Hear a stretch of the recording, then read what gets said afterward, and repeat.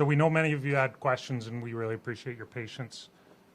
We've asked today for some of the people who are hard at work addressing the COVID-19 situation to step away from their work for a moment to provide this opportunity for you to ask them questions, obviously in your critical role in the media of helping us inform the public.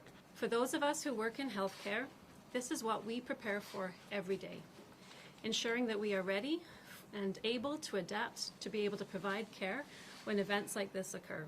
The SHA is taking on a three-pronged approach to COVID-19 in our province. The first is to contain, which means detecting our cases as soon as possible. We are increasing our testing, doing active surveillance in hospitals, and testing for COVID-19 in all declared respiratory illness outbreaks in our long-term care homes.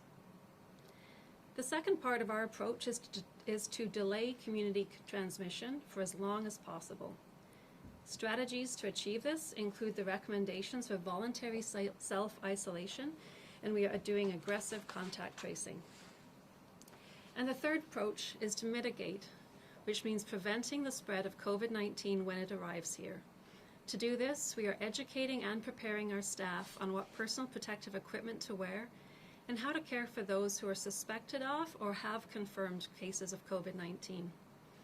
And we are also aiming to dispel myths and rumors, basing our decisions on guidance from infectious diseases and infection prevention and control experts, and learning from those who have already been dealing with this around the world on a much larger scale.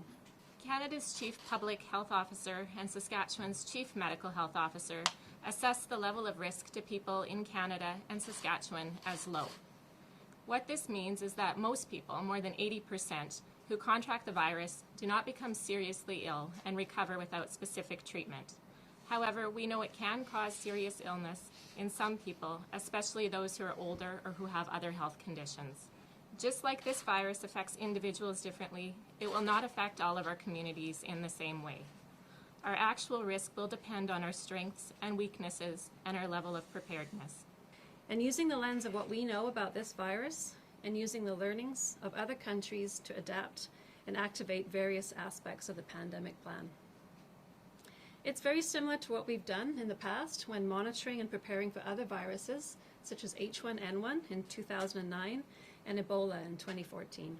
The Chief Medical Health Officer announced yesterday public health measures to prevent community transmission. These include restricting large gatherings of people and avoiding visits to long-term care in hospitals for 14 days after traveling outside the province. We also need to take other measures to stay well. It is even more important now to care for your physical, mental, and spiritual well-being. Eat well, stay active, take time to rest. Maintain a daily routine and manage stress in healthy ways. Because there is no vaccine and no specific treatment, everyone is at some risk. To manage our healthcare resources, we must act now to prevent community transmission and reduce peak burden on the healthcare system.